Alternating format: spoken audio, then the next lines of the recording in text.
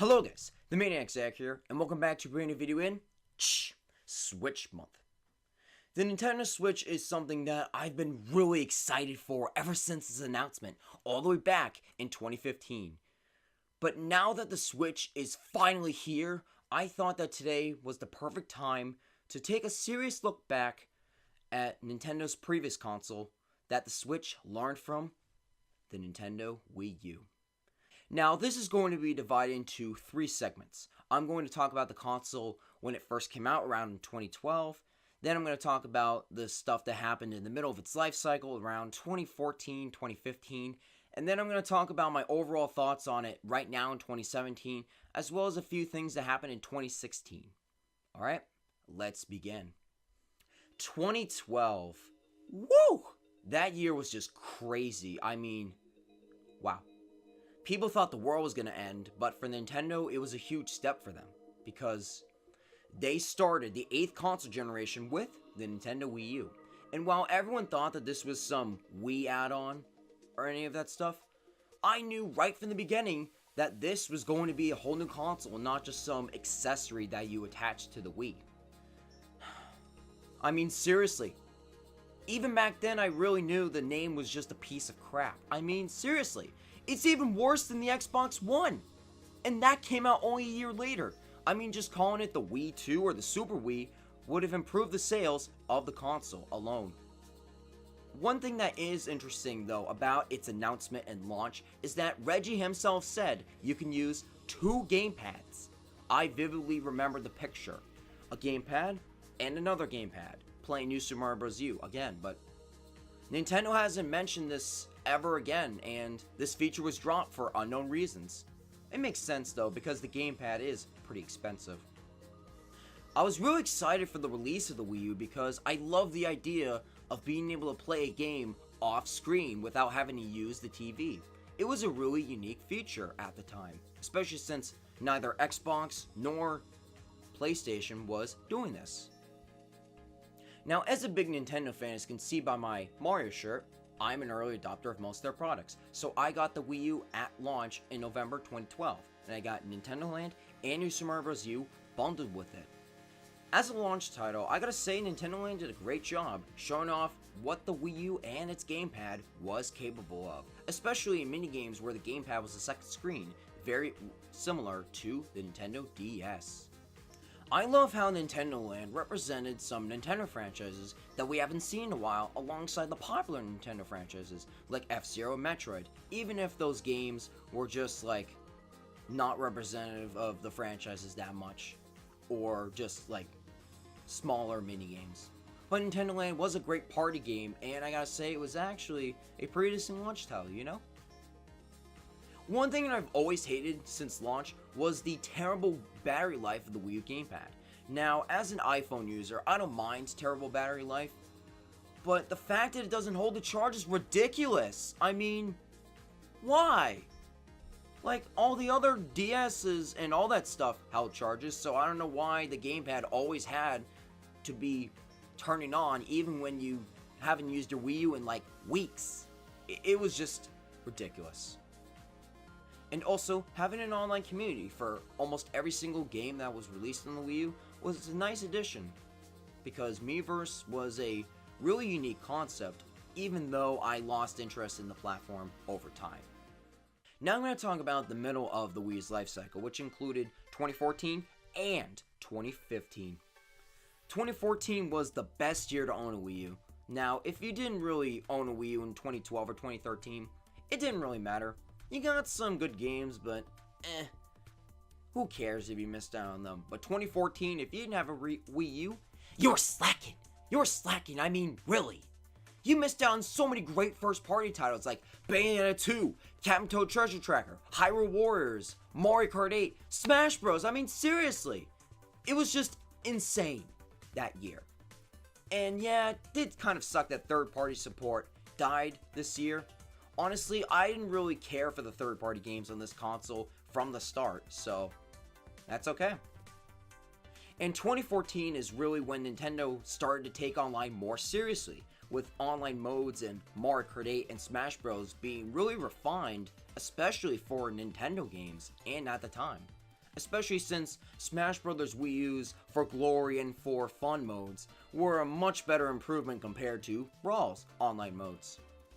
However, compared to 2014, 2015 was a disappointing year for the Wii U. I mean, this was the time when we really started to see droughts.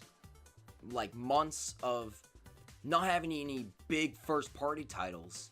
And don't get me wrong, for people who have huge backlogs of games, kind of like me, it was great. But for the majority of Wii U consumers, it was really disappointing. It just sucked. I mean, yeah, we got Splatoon and Mario Maker, and if those titles didn't exist, the Wii U would have died a hell of a lot sooner. But this is when we really started to see mediocrity for the Wii U games, just so we can have some titles by the holidays, like Animal Crossing Amiibo Festival and Mario Tennis Ultra Smash. This is like the third time I've mentioned those games, because I can't believe they exist, because they're a piece of crap. Ugh. And speaking of Splatoon and Mario Maker though, those games are pretty great, and they helped improve the sales of the Wii U. And with the delay of both Star Fox Zero and Breath of the Wild into 2016, I gotta say that 2015 overall did the complete opposite to the Wii U what 2014 did. And I gotta say 2014 was the golden age of the console. Now I'm gonna talk about my thoughts on the console now and the console in 2016. Because 2016 for the Wii U was the worst year ever, even worse than launch. I mean, oh my god, seriously. Seriously, I mean, we didn't even get that many great first-party titles on the Wii U in 2016, let alone any. I mean, it was even less than 2015, and that year we had Splatoon and Mario Maker, and those two games alone made 2015 great. But all we got this year in 2016 was Star Fox Zero and Paper Mario Color Splash. And Star Fox Zero, honestly, is an average game. I was way too nice on it in the review. Yeah, it's pretty cool for a first-time fan of the series, but the force motion controls, it was okay. If you were a major Star Fox fan or a Star Fox fan in general before Zero came out, you would have just broken your Wii U when you played Star Fox Zero, because it was just a rehash of Star Fox 64. I just can't believe Nintendo was just lazy on that one. In Paper Mario Color Splash, what I gotta say? I was really salty about it, and the game looks fine now, but I'm still not gonna play it. And if you were a fan of the series, similar to Star Fox Zero, it would have taken you a huge amount of convincing to really play it. Especially if you were a major fan of the series and played Sticker Star and was really upset about how it was so different from the previous games. At least Super Paper Mario had a charm to it, you know? In 2016 and in 2017, I think Nintendo could have done a better job at ending off the Wii's life cycle with a bigger bang. Now, don't get me wrong, I know they need to switch their focus towards making their newest console, but a lot of people still have Wii U's, and they're really upset because the Switch's launch lineup is a piece of poop, except for Breath of the Wild. And if they don't want that, then what's the point of getting a Switch at launch for them? Exactly. In other words, I think Nintendo should have had more support towards the Wii U with games, even if the system itself is discontinued, instead of just saying, oh, sorry, the system sucked, it just flopped, we're gonna move on. I mean, couldn't you just make a few more games? Like a budget Metroid title or F-Zero, just something? I mean, really. Breath of the Wild is the last title. It's ridiculous. Overall though, I gotta say that the Wii U is one of my favorite video game consoles of all time, because I played it the most out of all the 8th generation consoles, including the Xbox One and the PlayStation 4. Because honestly, I think the Xbox One's mainly good for Halo, and I don't have a PS4, so I don't really have that much experience with it.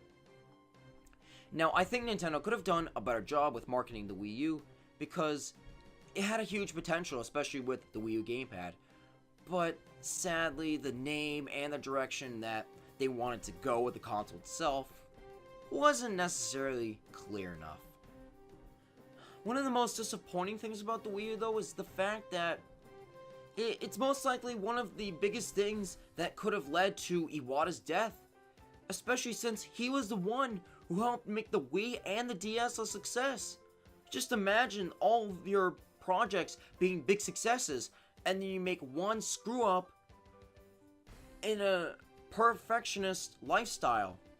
Imagine how sad that must make you, especially as the CEO of a company. Poor Iwata. Honestly, even though it is pretty sad that the Wii U failed, I am kind of glad it happened because its failure showed Nintendo, oh crap, we can't recreate the success of the Wii anymore. We gotta put more effort into our stuff. We gotta know what we're doing right from the gate. And that's why I'm excited for the Switch, because it seems like it's fixing all of the Wii U's mistakes, including the name, its first-party support, third-party support, and more. So, that's about it. I think that the Wii U will have a interesting legacy similar to the Dreamcast or the GameCube, and that has a lot of great games, but it didn't really sell well. So it will be fonded by a lot of Nintendo fans and video game fans in general. Anyways, guys, thanks for watching. I'm very sad to say this, but this is the end of Nintendo Switch Month. I seriously can't believe that it's been a month since I started this series. It's just really amazing. I know, I'm very sad. Like, I had a lot of fun making it, but as much as I enjoy making all 4 of these videos, it took a lot out of me, man. I mean, whew! All these highly edited videos, all the hours I put in almost every week, just non-stop. It was really stressful. But now that the Switch is out, it's a nice time for me to just chill out and play Breath of the Wild and take a break from making all these highly edited, big-ass quality videos, you know? So if you see that this month is a little slower compared to February, that's why. I really need a break. Like, I always come up with ideas and stuff, but it's just I gotta really cool off. Especially since I got plans for the rest of the year that I really want to implement, you know? And speaking of March, I will have a test live stream still going on that month, so I will make an announcement video about that very soon. And also, I would like to say thank you to Studio Q for suggesting me do Switch Month instead of Wii Month, because I never would have considered changing it if it weren't for him, you know?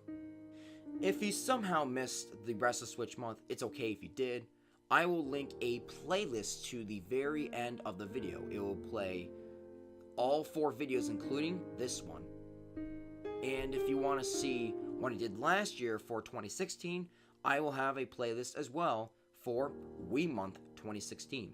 It's not as good as Switch Month, but it's still enjoyable. Be sure to subscribe to see a variety of game-related content on this channel and more.